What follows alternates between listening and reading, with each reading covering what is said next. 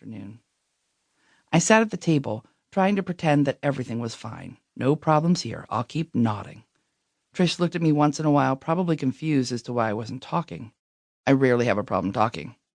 She had told me a couple of months before, "You are one of the most creative people I've ever met in my life." I'm not sure it was entirely a compliment, since she was referring to the dozen new ideas I discussed with her on a daily basis, my hands wildly gesticulating in the air, my words zooming around the room. But I had no new ideas that day. Danny said his see you soons to us all, since he needed to pick up our daughter from kindergarten. I noticed he had a full cup of hot coffee in his mason jar with a lid. Instead of waving and staying at the meeting, I stood up awkwardly. I followed him outside to the car. "Why didn't you make me coffee?" I stuttered at him angrily. He looked at me sideways, his eyes widening. "We don't normally fight. I don't care about petty shit.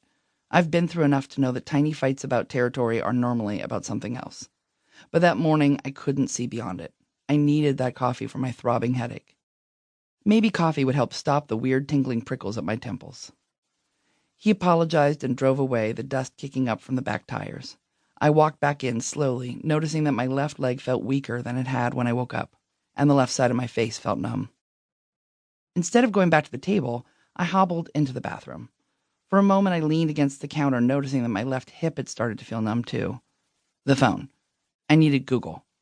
I searched Bell's palsy, looking for an answer.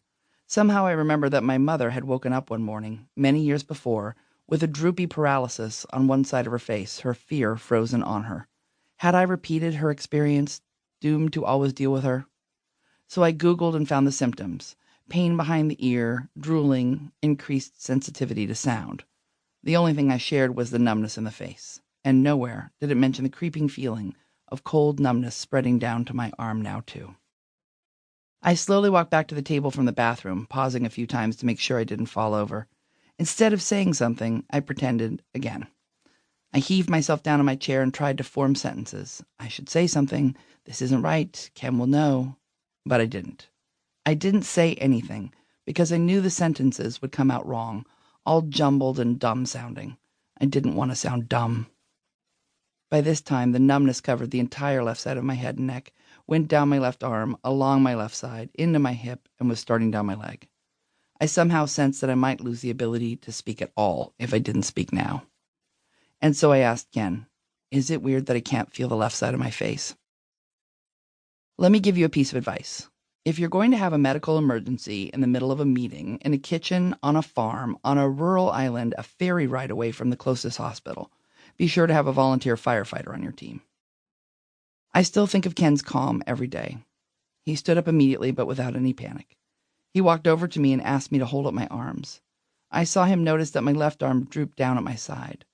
He looked in my eyes and asked me to smile. It seemed impossible at the time. He stepped back and said, "Well, you're clearly having a neurological incident. Let's get you in." And instead of relenting, grateful he was doing something about the fear slowly settling over my body, I protested, "I can't be having a stroke, can I? I mean," he nodded, then suggested going to the mainland. "Danny can drive you to your doctor in Seattle, or if he drives you to the fire station here, they can do a few tests. If you need it, the ambulance ride is free." Even in the fuzzy lint jelly that was becoming my mind, I heard that he understood me. Money had been such a concern lately, a pounding in the brain. Free ambulance ride? Still. A stroke? I was only 48. How could this be? Ken, with kindness in his eyes, took a breath. "Okay, I had a call recently. A woman who had suffered a stroke once before called us because she knew it was starting again. The only clue she had were that the top of her head tingled and her writing looked funny." I swiveled, swaying to the table. Writing. Writing has been the great fact and passion of my life, breath and body, hope and mundane daily scrawling.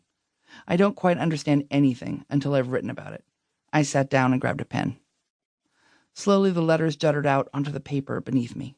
Desperate to prove Ken wrong, I pointed to the words on the page. "See? That's not weird."